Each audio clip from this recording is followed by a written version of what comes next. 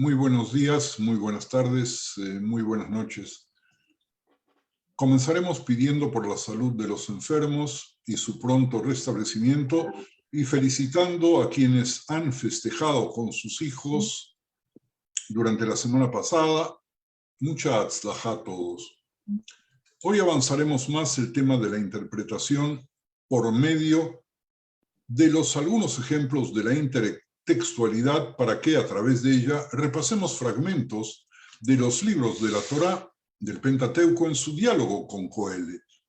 Al final de esta clase, ustedes decidirán si necesitamos más ejemplos y así aprovecharemos para estudiar otras mitzvot ligadas a Coelet, o si para vuestra opinión hemos agotado el tema y entonces seguiremos con Coelet, pero desde otro ángulo.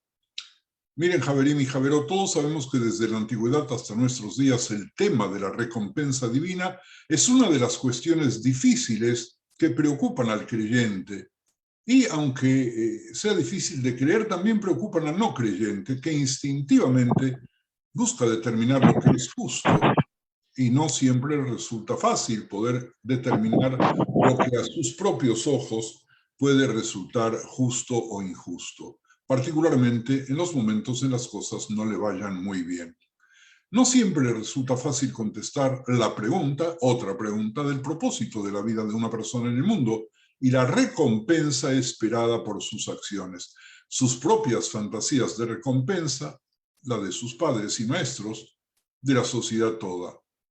Nos preguntamos, siguiendo la línea del escepticismo teológico, si acaso hay una ventaja para una persona sobre la bestia. Texto que nosotros lo conocemos también de nuestros rezos y que dice que no hay ventaja. ¿Sigue existiendo el alma humana después de la muerte? Dios distingue entre los justos y los impíos cuando tantas veces volvemos a preguntarnos por qué le va bien al perverso y le va mal al justo, o por lo menos a los que a nuestros ojos parecen perversos y justos. Miren ustedes, los jajamim aferraban a estas preguntas con sus dos brazos y la rechazaban con la izquierda y la aceraban con la derecha o viceversa, rechazando el escepticismo, procesando a través de una nueva lectura de las palabras de la cohorte que neutraliza contra la duda.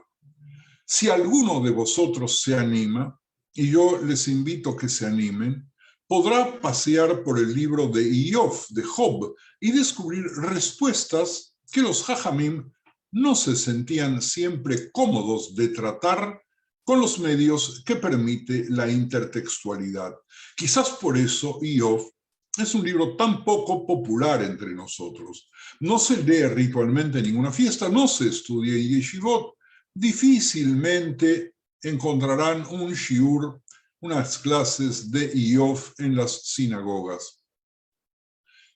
Ya hemos visto, Javerim y Javerot, que tomar una palabra en un texto y encontrarla en otro permite desarrollar las asociaciones libremente. El autor posterior, nos debemos preguntar, ¿conocía el texto anterior? ¿Su significado ya era popular en el mismo sentido? ¿O en otro tiempo tenía otro significado? ¿O si acaso fuerza a asociarlos porque no lo puede pasar por alto y no le queda otro remedio? O, por último, siempre debemos asociar la palabra porque encierra secretos que debemos revelar, ¿o acaso olvidarnos de este modelo de asociaciones porque el hecho de que una palabra aparezca en un texto o en un contexto, en un libro o en otro libro, no tiene más que ser una casualidad, porque esa palabra forma parte del idioma y las palabras en los idiomas se repiten? Miren ustedes que en nuestra época los niños y los jóvenes manejan un idioma muy, pero muy pobre.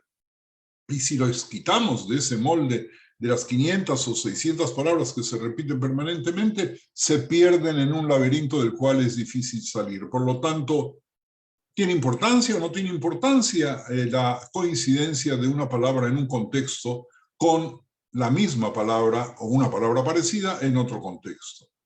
Así se expresa el hecho de que los sabios formularan el escepticismo en sus propias palabras, pero las dejarán sin respuesta. Las reprensiones que se dan a continuación sobre los psukim, sobre los versículos en los que se discuten estos temas, fueron tomados, ustedes lo saben, de los Midrashim de Eretz Israel, de Vaikra Rabá y Kohelet Rabá, y de los Midrashim Tanjuma. Algunas de las disputas son citadas en el Talmud Yerushalmi, en el Talmud de Jerusalén, y otras en el Talmud de Babilonia, y es interesante notar la diferencia de interpretación entre las dos comunidades de sabios. Los Jajamim de Eretz Israel interpretaban en forma pesimista el mismo texto que los Jajamim de Babilonia interpretaban de manera optimista. Repito, el mismo texto de los psukim, de los versículos de la Torah, cuando aparecían en el Talmud de Babilonia, se interpretaban en un ánimo casi de alegría, y cuando aparecían esos mismos versículos en Jerusalén, tenían una connotación depresiva. Es muy importante que nuestro oído se acostumbre a eso, porque ¿qué aprendemos de ello? Que si estamos contentos y tenemos salud y dinero, familia y bienes, tomaremos un texto y veremos en él lo positivo. En caso contrario, descubriremos en las mismas palabras, en el mismo texto, en el mismo espacio, cosas nada propiciatorias, cosas que serán únicamente negativas. Si hiciéramos un experimento, podríamos ver de qué manera el mismo texto, incluso contemporáneo, es sentido de manera diferente en los distintos estratos sociales del mismo país, y con más razón con quienes están en otro medio. Y no me refiero a que la palabra pierde el sentido, sino que el mismo sentido, la misma anécdota, puede ser interpretada como algo bueno o algo malo según sea el núcleo de personas que se enfrentarán con él. He oído, Javerim y Javerota, a alguno de vosotros, Javerim del grupo, al que incluyo también a quienes oyen las clases sin formar parte de nuestro conjunto de los lunes, porque en ese horario trabajan, proclamar triunfalmente que ya tienen todo claro y por encima de toda discusión, y que no se apartan de lo que comprenden, porque si fuera canonizado el texto de Kohelet, como lo fue, no tiene sentido preguntarnos nada.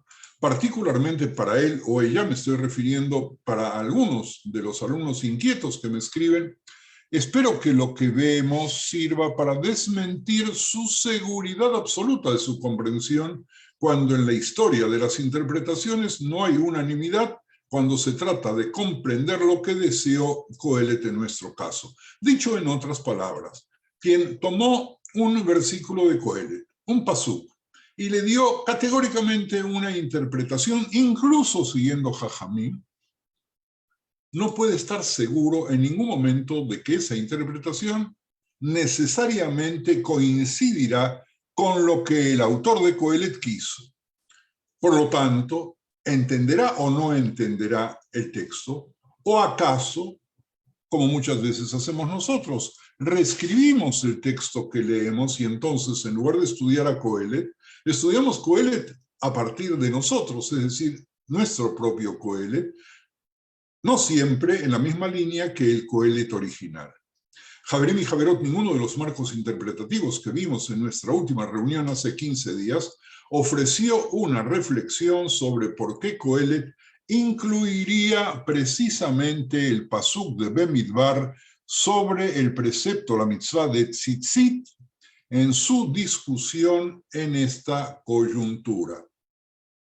Vamos a detenernos hoy por unos instantes sobre la mitzvah de tzitzit para continuar lo que vimos hace 15 días y darle a los tzitzit otras lecturas que probablemente la mayoría de ustedes ya conocen, pero que vale la pena sistematizarlas. Para los que consideran que cuando Bemidbar 15:39 dice «y os servirá de franja» o de fimia, he visto sidurim que traducen los tzitzit como fimia, otros como franja, otros como flecos. Por lo tanto, y os servirá tzitzit para que cuando los veáis, os acordéis de todos los mandamientos de Dios, para ponerlos por obra, y no miréis en pos de vuestro corazón y de vuestros ojos, en pos de los cuales os prostituyáis en el disparador de la frase de Coelet. Es decir, cuando nosotros leemos la Torá que nos habla de la prescripción de los tzitzit, nos da una explicación, cosa que no sucede con todas las mitzvot. Y esa explicación nosotros la aceptamos. Es decir, si miramos los tzitzit, evitaremos seguir a nuestros deseos del corazón y a lo que nuestros ojos ven y que desean.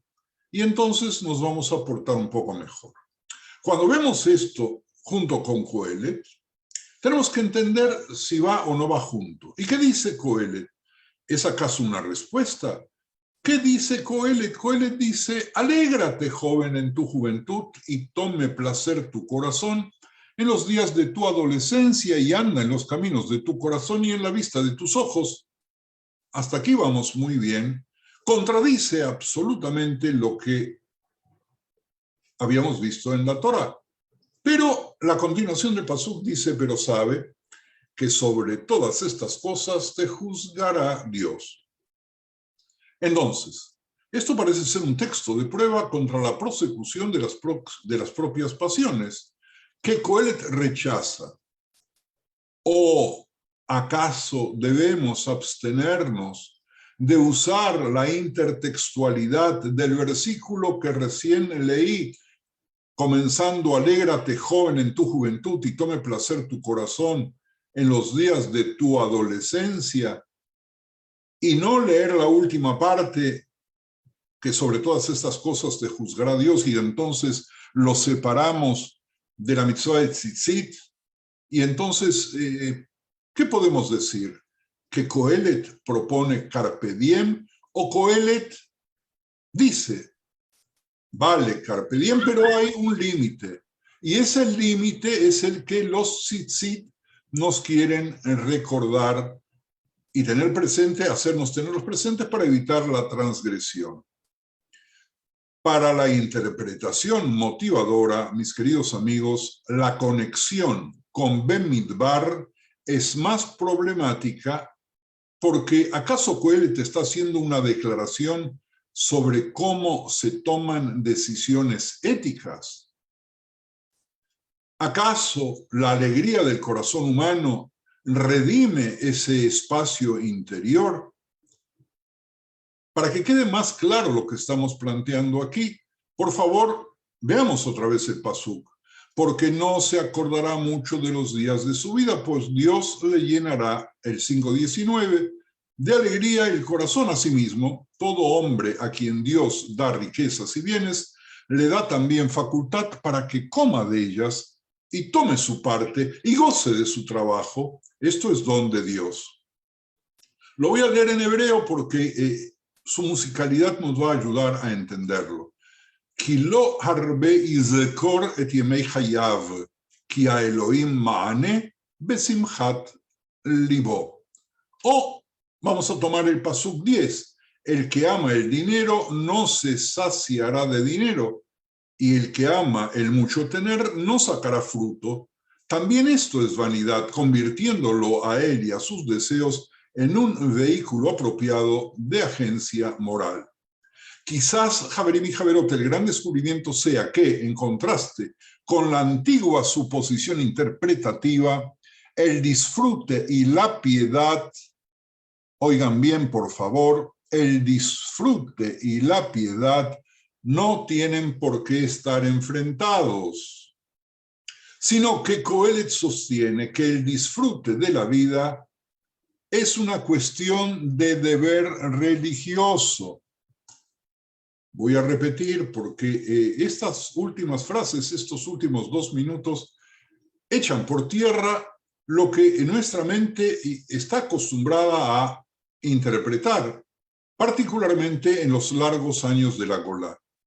Y la pregunta que nosotros tenemos que ver es si acaso la prescripción de la Torá sobre el disfrute y la piedad tienen que estar enfrentados con las restricciones que marca la mitzvah de tzitzit? ¿O acaso Coelet sostiene que el disfrute de la vida es un deber religioso que no debe excederse, pero que es una cuestión de deber religioso? Y quien renuncia al disfrute de la vida está pecando, porque Dios nos ha dado lo que nos ha dado, no para que no lo tomemos, sino para que lo tomemos. Y esta diferencia es una diferencia muy fuerte entre la concepción judía y la concepción de otras creencias. Javerim, Javerot, este parece ser un gran descubrimiento que fuimos negando a lo largo de los siglos del exilio, de la galut, y que llevamos adentro profundamente porque no había tiempo para gozar ni fuerzas para estar alegres cuando la existencia diaria estaba amenazada. Y que también, cuando las cosas van mejor, o si ya estamos en Israel, tenemos la capacidad de aceptar que lo que Coelet nos dice para alegrarnos es o un mandato divino, o acaso ningún mandato, es solamente una descripción psicológica.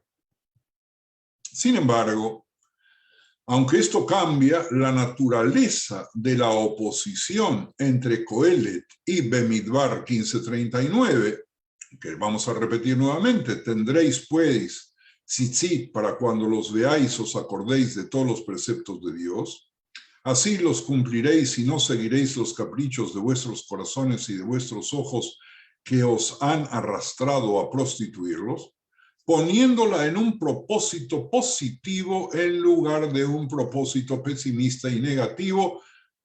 Sin embargo, sigue existiendo una contradicción, al igual que el tratamiento del tema de los tzitzit como poco más que un texto de prueba aislado. No sé si me estoy explicando bien. Si tienen alguna pregunta, díganlo ahora o márquenlo ahora para poder repetirlo mientras vamos avanzando. Si tienen preguntas de comprensión únicamente, por favor, díganme o díganle a Ethel. ¿Alguien quiere preguntar? No, Rafa, adelante. Ok, gracias. La lectura de Bemidbar 15:39 de forma aislada es desafortunada porque el propio versículo, el propio pasuk, invita a un contexto intertextual más amplio. ¿Qué quiero decir? Miren ustedes, por favor, como principio. Si nosotros tomamos la mitzvah de tzitzit y la arrancamos de donde está, va a ser desafortunado entenderlo y va a ser desafortunado aplicarlo como un principio universal. Aunque la mayor parte de quienes estudiamos la Torá, cuando nos enfrentamos con la mitzvah de tzitzit, que además repetimos diariamente, nunca vamos a quitarla y verla por separado, o si acaso. Miren ustedes, respiremos por favor un instante y abramos nuestras mentes, porque quiero enredar más el tratamiento de lo que estudiamos para ver si luego podemos desarmar la madeja. Algunos estudiosos sostienen, por favor presten atención, que el pasaje de los tzitzit 15:37 al 41, que se incluye al final de la miscelánea de leyes diversas del capítulo 15 de Bemidbar, debe formar una inclusión verbal. ¿Con qué? Con algo más. ¿Y qué hay cerca geográficamente en Bemidbar de la mitzvah de tzitzit? Nada más y nada menos que la parashá que habla de los meraglim, de los exploradores, que comúnmente traducimos como espías, que enviara Moshe a conocer la tierra de Israel y que fracasaran estrepitosamente dando un informe que yo siempre alegué es real y que la mayor parte de los lectores creen que el castigo fue porque mintieron, porque 10 vieron algo y 2 vieron otra cosa. Esos 2 vieron la verdad y esos 10 vieron algo distorsionado. Y yo digo, no, los 10 y los 2 vieron lo mismo. Y ustedes me van a decir, ¿y qué tienen que ver los tzitzit con los meraglim? Vamos a ver si lo podemos demostrar. Apenas 2 páginas antes están los meraglim, lo que invita, por lo tanto, Haverim a ampliar el espectro interpretativo en otra dirección. Y miren ustedes, si en nuestro curso nosotros tomamos la mitzvah de tzitzit y la llevamos para Kohelet, no hay ninguna razón por la cual no tomar la mitzvah de tzitzit y llevarla a su vecino, el capítulo que habla de los exploradores. Y ustedes dirán, ¿y cómo eso es posible? Y les voy a decir, porque vamos a encontrar otra intertextualidad en otra palabra. ¿Por qué? Porque explorar, la tur, presten atención al sonido hebreo, tur, la tur, del versículo 13:2, envía hombres para que exploren, pero en hebreo dice, para la tur, la tierra de Canaán, la cual yo doy a los hijos de Israel. Envíen un hombre de cada tribu de sus padres, cada uno de ellos debe ser un dirigente entre ellos. En la lectura en hebreo del texto de la Torá, lo vamos a escuchar mucho más fuerte y mucho más impactantemente. Pasuk 25. Vayashuvu, regresaron mitur a Aretz. Lotaturu, dice la mitzvah de tzitzit, y acá dice mitur a Aretz. Tur, la tur, son las mismas letras. Y dice el versículo en hebreo, miketz arbaim yom. El pasuk 33 dice otra cosa. Uvneichem hiu ro'im bamidbar 40 shana venaseu et zenuteichem ad tom pigreichem bamidbar. En unos instantes vamos a traducir, pero por favor, acuérdense de la palabra zenuteichem, que suena con una palabra que todos conocemos, que es zoná. Entonces, tenemos nosotros en este contexto de los meraglim el término latur y tenemos también znuteichem. El pasuk 34 del capítulo 14 dice, Bemispar ayamim asher tartem et aretz, tartem es también de latur, en la cantidad de días que exploraron, tartem, que vieron, que siguieron con los ojos la tierra, Arbaim Yom Lashana Tisu et Avonoteichem, el castigo al pueblo, por lo que hicieron los 10 líderes de las 10 tribus, que todavía no sabemos qué es. Si es que pensamos que mintieron, pues no hay ningún problema, pero y si no mintieron, ¿en qué se equivocaron? ¿Y por qué Dios tiene que darle un castigo terrible de dejar vagar a toda la masa de personas que salió de la esclavitud de Egipto, 40 años en el desierto, 1 año por cada día en el cual los exploradores se encontraron en la tierra de Canaán? ¿Ustedes pensaron alguna vez en esto? Es terrible. Vamos a continuar. Conforme al número de los días, traducimos, de los 40 días en los que reconocisteis la tur, ¿sí? Explorar la tierra, llevaréis vuestras iniquidades 40 años, 1 año por cada día, y conoceréis así mi castigo. En la traducción, obviamente, no suena mitur tartem, explorar. Los exploradores, espías, se prostituyen tras sus ojos y traen un informe que todavía no me quiero adelantar a juzgar definitivamente, porque les quiero dar un aporte nuevo. El verbo que utiliza la Torá es zaná, que sin duda, como lo vimos hace un instante, está relacionado con zoná, que tiene que ver con prostitución y tiene que ver con perversión y tiene que ver con iniquidad del capítulo 14, versículo 33. Y vuestros hijos andarán pastoreando, dice uno de los traductores, en el desierto 40 años, y ellos llevarán vuestras rebeldías, en hebreo dice zenuteihem, hasta que vuestros cuerpos sean consumidos en el desierto, es decir, hasta que mueran todos. Y voy a leerlo en hebreo ahora. Uneihem iu ro'im bamidbar, estarán pastoreando 40 shana. Venaseu et zenuteihem adetom pigreihem bamidbar.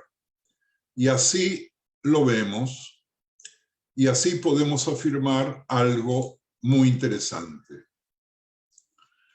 Usar tzitzit, vamos otra vez a la intertextualidad, impedirá que Israel volviera a explorar la Tur del 1539 y a prostituirse de la raíz zaná del mismo pasuk, venaseu et zenuteihem, y según su corazón y sus ojos. Miren, ¿qué estamos viendo aquí en la intertextualidad de las palabras con el texto de los tzitzit, que tiene que ver con el Shema como tercer capítulo complementario?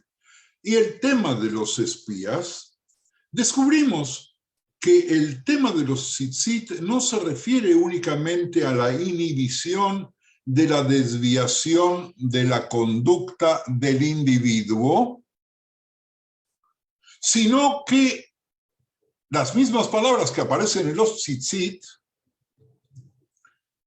la Tur, tiene que ver con que pueden evitar la desviación de la conducta de la nación, de las 10 tribus, de los 10 jefes de tribus.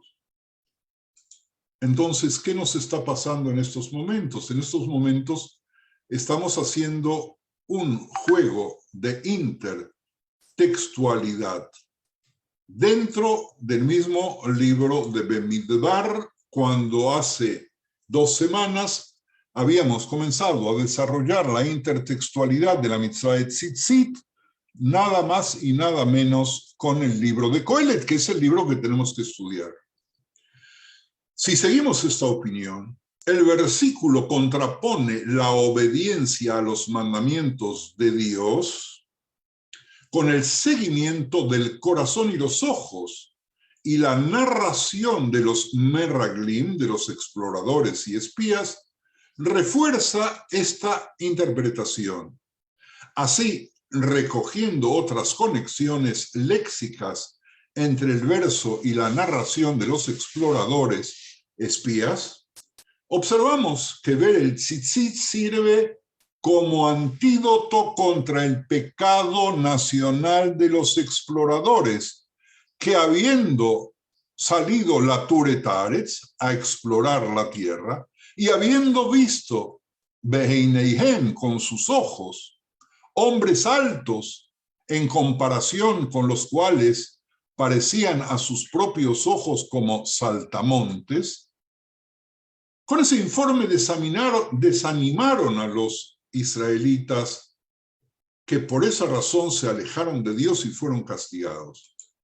Javerim, revisemos el texto en Bamidbar 13, versículos 32 y 33, que dice: y hablaron mal entre los hijos de Israel de la tierra que habían reconocido, diciendo: la tierra por donde pasamos para reconocerla es tierra que traga a sus moradores, y todo el pueblo que vimos en medio de ella son hombres de gran estatura. También vimos allí gigantes, hijos de Anac, raza de los gigantes, y éramos nosotros, a nuestro parecer, como langostas, y así les parecíamos a ellos. Y vuestros hijos andarán pastoreando en el desierto 40 años, y ellos llevarán vuestras rebeldías, prostituciones, meretricios, hasta que vuestros cuerpos sean consumidos en el desierto. Mucha tinta, casi como el agua del mar, consumieron nuestros jajamim para tratar de interpretar las palabras del informe de los observadores que salieron a ver la tierra de Israel.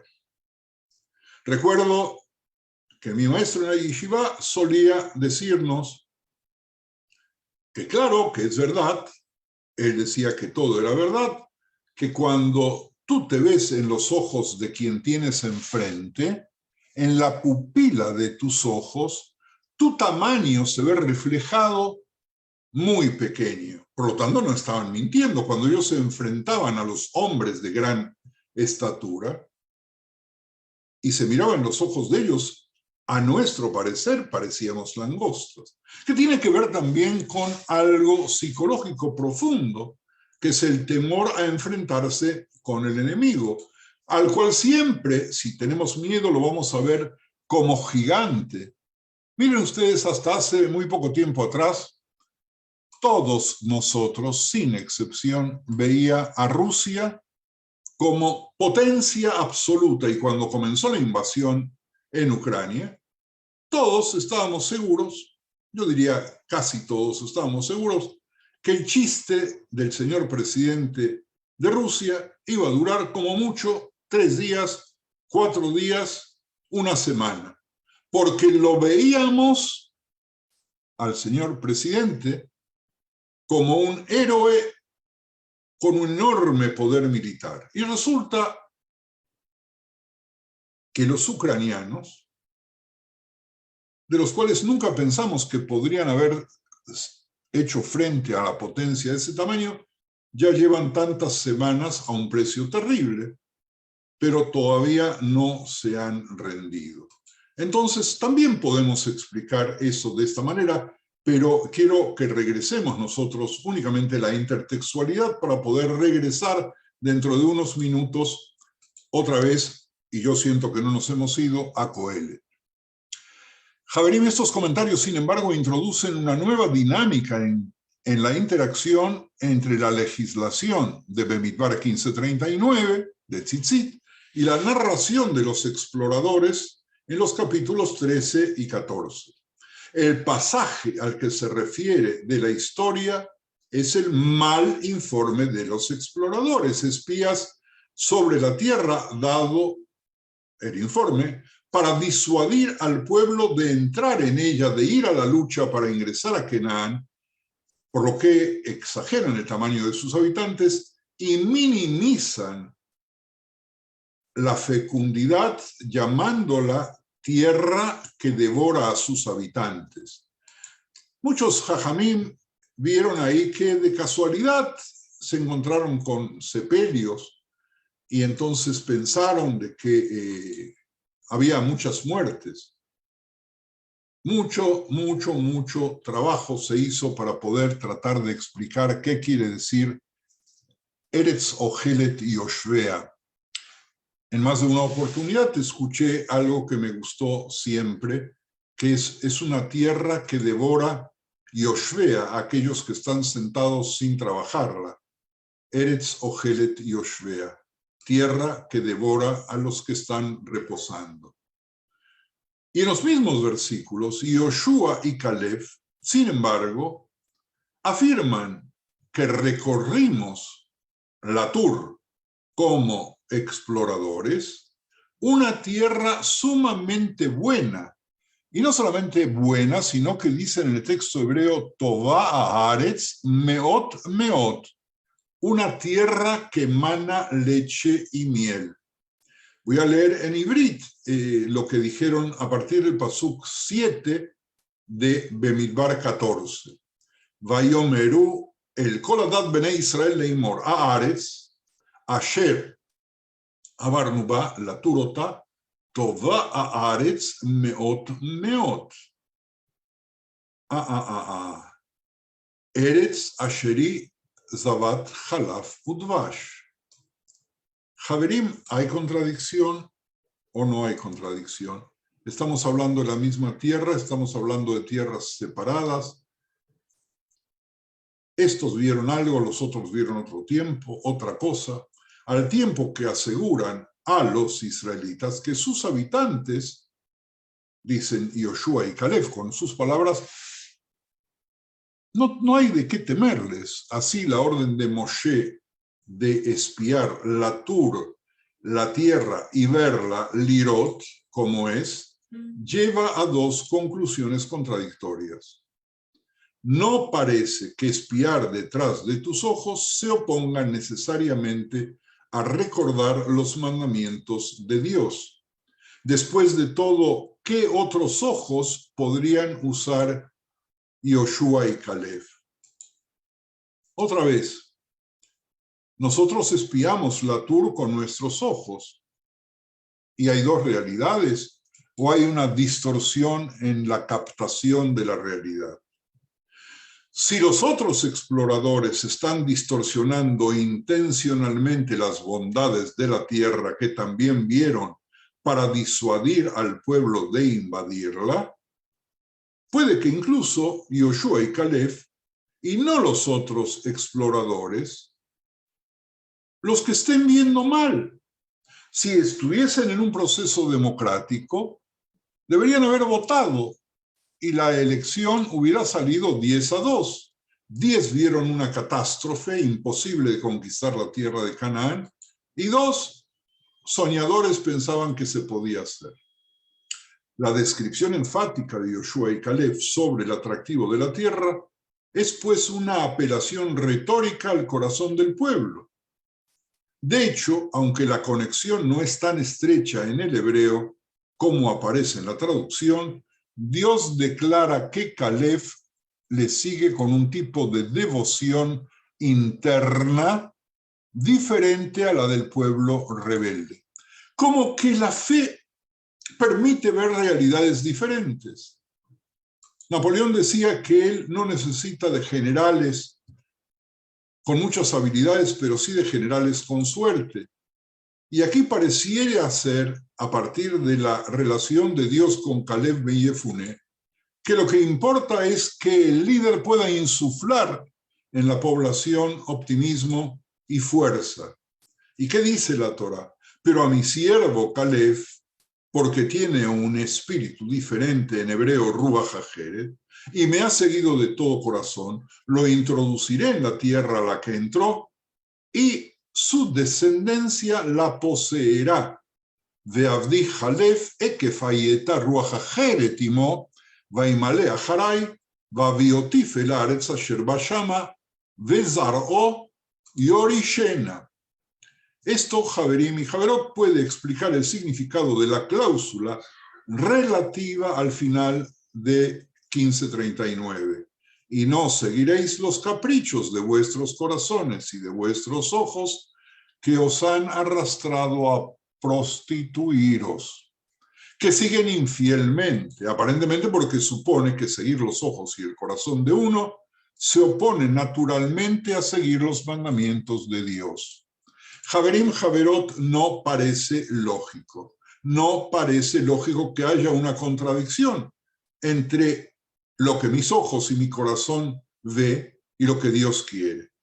Deberíamos pensar de que la tendencia es seguir a los ojos y al corazón para ir en el camino de Dios. Sin embargo, esta cláusula relativa puede ser necesaria para distinguir el tipo de seguimiento de los ojos y el corazón que se opone a la obediencia a los mandamientos de Dios, el tipo practicado por los otros 10 exploradores y no por Yoshua y Caleb. Vamos a dar una vuelta de tuerca por un instante, respiremos profundamente y vamos a arrancar, excepto alguno de ustedes quisiera hacer algún comentario en este mismo momento o hacer alguna pregunta. Respirar nos va a hacer bien porque vamos a irnos a un territorio Paco, nuevo. adelante, Paco. Espero que no me falle la memoria. Maimónides, en la Guía de Perplejos, Rambán interpreta que la expresión que la tierra se comía a los hombres es porque vivían en cuevas y túneles. Ahora, ¿qué pasa, Paco? ¿Perdón? Porque vivían en donde no se escuchó, Paco.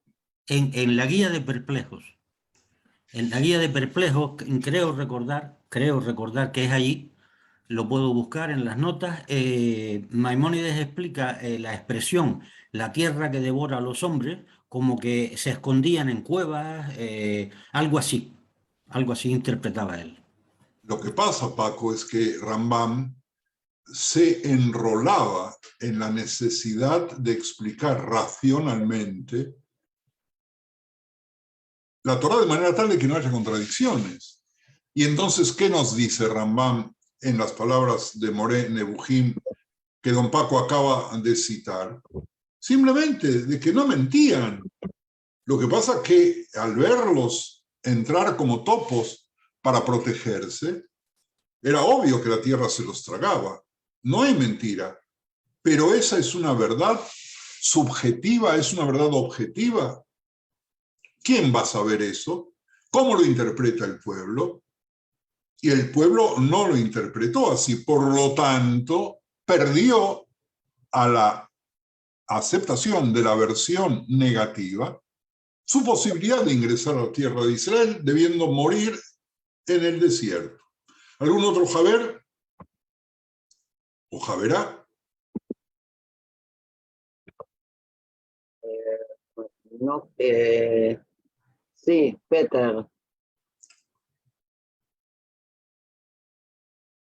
Abre el micrófono, por favor, Pedro.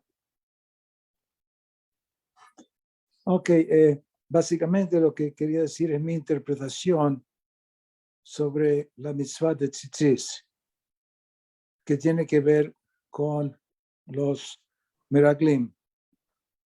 Si vamos como antecedente, Dios creó al mundo con amor y creó al hombre para que traiga el amor al mundo. El hombre comió del Eitz Hadas. ¿Qué es el Eitz Hadas? El Eitz Hadas lo alejó del amor y le dio una oportunidad de ver Tov Borá. El que ama no ve lo malo, ve solamente lo bueno. Lo alejó de la lógica del amor a tener la oportunidad de amar o odiar. Si uno odia a alguien, ve todo lo malo. Si uno ama a alguien, ve todo lo bueno. Eso fue los meraglim. Los meraglim no tenían amor, por lo tanto veían todo lo malo en lo negativo. Caleb venía con amor, porque eso era la misión de Dios que le dio, y veía todo lo positivo. Cada persona que vea cualquier cosa, le puede ver el lado negativo y el lado positivo. Todas las cosas materiales tienen dos lados, el lado positivo y el lado negativo. Y eso es lo que Tzitzis dice. No abandones el amor de Dios porque tenemos al Shema, Dios, ama a Dios y ama a todo el mundo, sino no te alejes del amor a Dios y veas lo negativo con tu corazón y con tus ojos. Por eso tenemos que recordarnos que Dios es puro amor. Muchas gracias, Pedro. Vamos a anotar lo que Peter acaba de decir cuando regresemos a Coelet, al versículo que estamos tratando de interpretar, y ver cómo podemos interpretar a Coelet a partir del pensamiento del Etz Hadaat, tal cual como escuchamos hace un instante. Gracias a Paco, gracias a Peter, hemos respirado y nos hemos enriquecido. Y vamos a otro tema, dentro del mismo tema. Miren, Javerim y Javerot, la bandera de Israel que conocemos, fue creada por el movimiento sionista en 1891 por la propuesta de David Wolfson, que fue un hombre muy cercano a Herzl, que nació en Lituania y se fue a Alemania. Y aunque pasaron muchos años para que se hiciera oficial, ese diseño de la bandera nuestra recuerda el manto, el talit, que utilizan los judíos para rezar, que en Alemania muchos usaban con los colores celeste y blanco. La bandera de Israel, Degel Israel, fue adoptada, recordémoslo, el 28 de octubre de 1948, 25 de Tishrei de 5709, apenas 5 meses después del establecimiento de la Medina, y está representada con la estrella de David en color azul sobre fondo blanco entre dos franjas azules horizontales del mismo tamaño. Y yo pregunto, y síganme por favor, porque a lo mejor estoy muy lejos de atinar con la verdad. ¿Acaso cuando Bolson y el movimiento sionista eligieron los colores del talit como bandera de Israel, en el subconsciente no se estaba buscando envolver a todo el pueblo bajo el talit, como hoy día es muy común ver durante la bendición de los Kohanim a padres e hijos cubiertos por la bandera del talit? ¿Acaso no se estaba buscando envolver a todo el pueblo en la luz roja que el talit indicaba con los tzitzit contra la posibilidad que nos apartemos de la ley y del camino del bien? Fue la necesidad de un movimiento no religioso como el movimiento sionista de aquel entonces de rescatar esos colores que estaban relacionados en el inconsciente en seguir un camino que nos lleve lejos de las desviaciones de los exploradores, ¿o no? ¿Qué tal? ¿Alguno de ustedes quiere decir qué efecto le hizo esta relación de la bandera? Si es que le hizo algún efecto, o si les parece un disparate. Quiero que me digan que es un disparate, ¿o no? ¿Pero por qué? Si es una hermosa interpretación. ¿Por qué un disparate? A mí me parece maravilloso, Ravi. Es decir, que no es casual también que algunos sionistas que venían de Europa Occidental con ideas diferentes hubieran pensado en cualquier país como territorio nacional, mientras que los judíos de Rusia era Zion y solo Zion. Y en el inconsciente yo creo perfectamente que estaba el talit. Ok, un voto a favor, ¿quién más? Comparto lo que dijo Alisa, me sacó las palabras de la boca.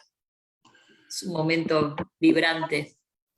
El momento que los padres cubren con el talit a la familia, a sus hijos, y ese paralelismo con Am Israel es maravilloso. Es interesante saber que así pensó Wolfson al elegir los colores de la bandera, y que nosotros cuando vemos la bandera no necesariamente relacionamos eso con el talit. Si no hay nadie más que quiera decir algo, en los últimos minutos vamos a meter el pie en el acelerador porque todavía tenemos más. Shalom, Ravi, lo que a mí me parece que también la bandera representa el mar arriba y la paz, ¿no? Y sobre todo la estrella de David, que también es fundamentalmente lo que se ha hecho es maravilloso. Me parece bien, ha dado un clavo, me parece. Gracias, Ravi. Evita, lo que yo quise decir es cuál fue la motivación para elegir esos colores y no los infinitos efectos, porque azul y blanco no son los colores únicamente de la bandera de Israel, sino de muchos otros países. Pero cuando se eligió ese color, se pensó en el talit y no en otra cosa. Pero porque se pensó en el tjelet también. También con respecto a los colores. No por, o sea, el tjelet como color, no solo el... No porque la usanza en ciertos países era usar el talit con franjas celestes, sino porque hay una asociación clara con el color del tjelet originario en el tzitzit. Si Etel tuviese razón, el argumento es todavía más fuerte, porque entonces el tjelet es el color de uno de los hilos de los tzitzit. Y entonces esta interpretación que estoy tratando de darles en este contexto nuevo intertextual más amplio no hace más que ser confirmado. Si aceptamos eso, podemos ver el uso que hace Coelet 11:9 con nuevos ojos. El pecado de los israelitas fue que no buscaron tomar de la alegría que se les ofrecía en la tierra prometida de Canaán, una tierra sumamente buena, una tierra que emana leche y miel, y por ello fueron juzgados. Apúntenlo, por favor, porque hace ya media hora hablábamos sobre la necesidad del goce de lo que Dios nos da. Y cuando estos señores van a ver la tierra de Canaán y no pueden percibir, no solamente por lo que dijo Pedro, sino porque no pueden percibir porque tienen un bloqueo de poder gozar los frutos y la tierra de la promisión, tienen un problema. Porque entonces, ¿para qué vamos a entrar a la tierra de Canaán si no la ven sumamente buena, si no la ven como una tierra que emana leche y miel, si no pueden ver la alegría y el placer de la tierra, no pueden ingresar a ella? Y esto apoya la interpretación motivadora de 11:9 sin que se oponga a Bemidbar 15:39. Perseguir el placer y obedecer a Dios no tienen por qué ser opuestos, dijimos hace un ratito. Esta concordancia sería también un argumento a favor de la autenticidad de esta referencia a la justicia de Dios en el contexto de la búsqueda de la alegría.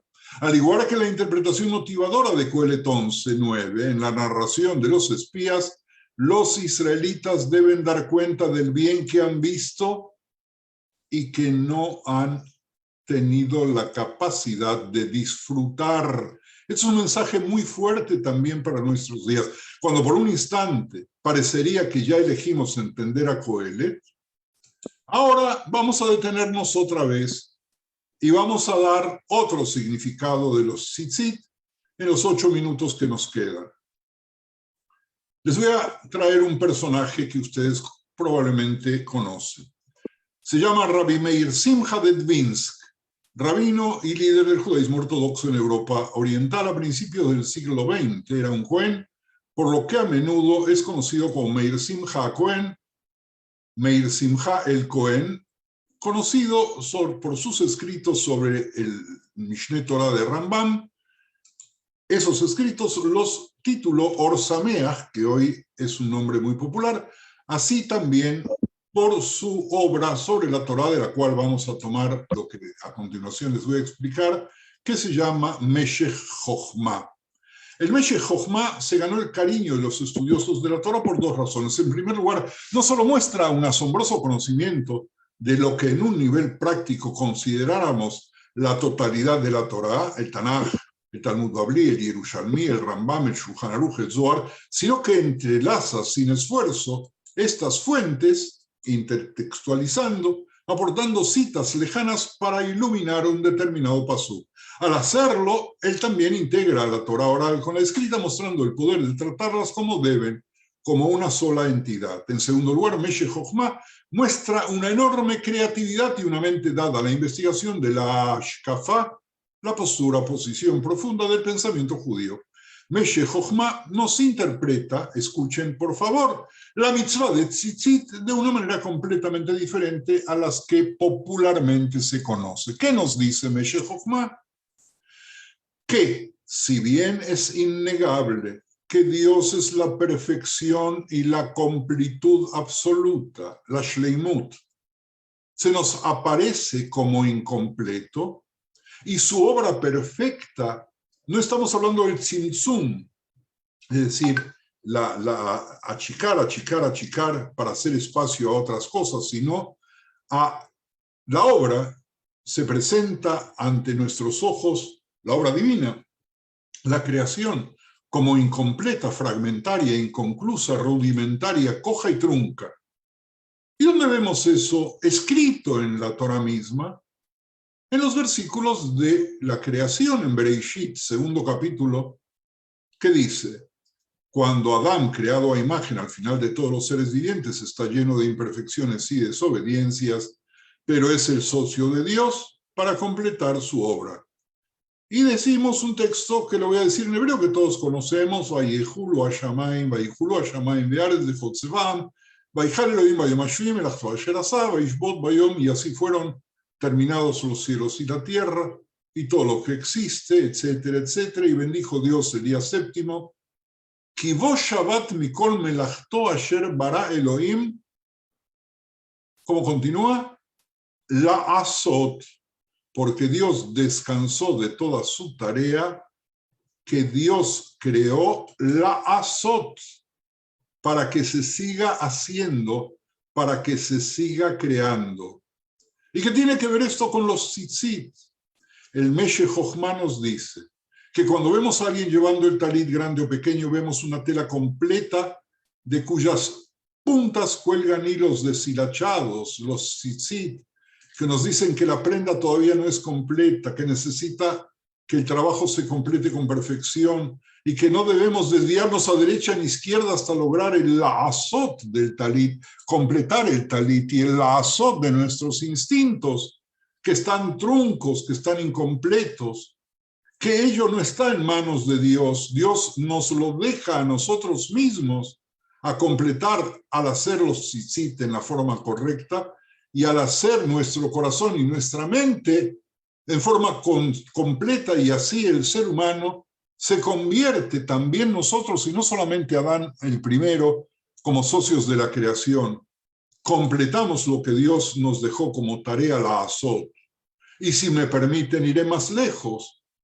Hasta los exploradores, los meraglim, no desearon, exceptuando a Caleb y a Yoshua, la azot. Ellos no querían completar la conquista de Israel, lo que querían era únicamente recibir una tierra sin luchar por ella. Querían un paraíso, el Gan Eden, que se había clausurado. Eran flojos, no querían trabajar. Muchos de nosotros nos quejamos por nuestra suerte, pero no luchamos para cambiarla. Somos como los meraglim. En la intertextualidad encontramos manera de distinguir entre tipos de visiones y también su negación. Por lo tanto, tenemos que recurrir a otros espacios y a otros textos, y esta interpretación recibe el apoyo de dos fenómenos en otras partes del libro. El primero es el amplio uso que hace Kohelet de sutiles alusiones intertextuales, tanto a las mitzvot como a la historia de Israel. Y les pregunto, Javerim, ¿desean que continuemos el análisis de la intertextualidad la próxima semana si tenemos salud y vida, o se sienten ya que contamos con los elementos suficientes de las relaciones de Kohelet con la Torá para seguir solos, y así la semana próxima arrancamos con otro rumbo? Espero escuchar vuestras respuestas, Javerim y Javerot. Shalom, Rabbi. Me Continuar. gustaría que se explorara más para tener más elementos. Bueno, en parte yo, la verdad, me gustaría más profundizar más. Ok, escuchamos a Evita. ¿Quién más? Comparto con Evita. Yo también. Y yo. Yo también. Me pareció que Pedro levantó la mano. Sí, estoy de acuerdo con seguir con Kohelet porque hay mucho más para abarcar. No, Y- Pedro, la pregunta no es sobre Kohelet. Vamos a seguir, si Dios quiere, con Kohelet de una o de otra manera. La pregunta es si seguimos sacando Sukim y temas de Kohelet y los llevamos a la Torah, o si tomamos cosas de la Torah y las llevamos a Kohelet. Si Dios quiere, todavía tenemos material, mucho material. Eso no significa que el curso se extienda infinito, para trabajar Kohelet. Repito, la pregunta es si seguimos con el sistema que estamos utilizando de utilizar Psukim y temas de la Torah para seguir estudiando. El sistema es excelente y estoy muy impresionado con el Meshe Jochma, que nunca lo escuché antes y que es una maravilla. ¿Qué más, Javerín? Tienen oportunidad de hablar, no la pierdan. Bueno, parece que todos, la mayoría parece que dice que continuamos. Jorge. Ábrete el micrófono, Jorge. Sí, quería decirle que una coincidencia, por supuesto con la inteligencia del Rab, es lo que siempre decimos ¿Qué quiere decir si estamos hablando en el Kiddush, Yom HaShishi, y Julua Shamaim Be'aretz, el día séptimo, Boreolam hizo el mundo, y al final termina Asher Bara Elohim, la Azot. ¿No se entiende? Si lo hizo Boreolam, lo hizo para que nosotros lo vivamos, lo disfrutemos. Cualquier persona, el Jajam, el Rab hizo el curso para que nosotros aprendamos, no para que lo hagamos nosotros. Bueno, ahí más o menos. Esa es la base de la vida. Boreolam nos puso en el mundo y nosotros tenemos con nuestras acciones, con nuestros estudios, con nuestro comportamiento, con nuestro entregarnos, hacerlo el mundo, completarlo. Me trajo un recuerdo muy lindo cuando el Rab dijo eso, así que Zaku Baruch, querido Rab. Gracias.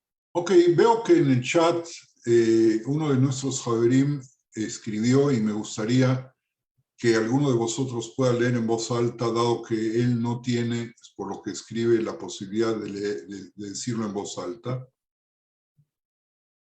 ¿Cómo se ve? No sé. José Manuel escribió. Lo va a leer. Ok. No, lee, Marisa. Bueno, si se me escucha bien. Perfecto. No me funciona el micro. No obstante, tras lo dicho por usted, añado un mero comentario sobre las rebeldías del pueblo de Israel y su perdón final por Akadosh Baruj Hu, usando la herramienta propugnada de la intertextualidad y considerando, por tanto, el Tanaj como un libro, una unidad. Tomemos un ejemplo. En Oseas 14:4 encontramos lo siguiente. Yo sanaré su rebelión, los amaré de pura gracia, porque mi ira se apartó de ellos. En hebreo no lo sé leer exactamente, Rabí. ¿Por qué se apartó de ellos? Así también nos encontramos en Teilim 119:71, que nos dice, bueno me es haber sido humillado para que aprenda tus estatutos. Nos indica el pasuk dentro de la letra Tet, la bondad, lo bueno, que es mejor el esfuerzo que lo dejo a su consideración. Muy bien. Entonces, nos despedimos después de haber hecho algunos saltos casi circenses para poder unir lo que por lo general pasa desapercibido a nuestros ojos hoy en el tema de los Meraglim, los que salieron a ver la tierra de Israel, el tema de los Tzitzit, agregando una nueva interpretación, nueva para quienes la escuchan por primera vez, porque no es popular, del significado de los Tzitzit que se atan sobre Arba Kanfot, que realmente no es popular.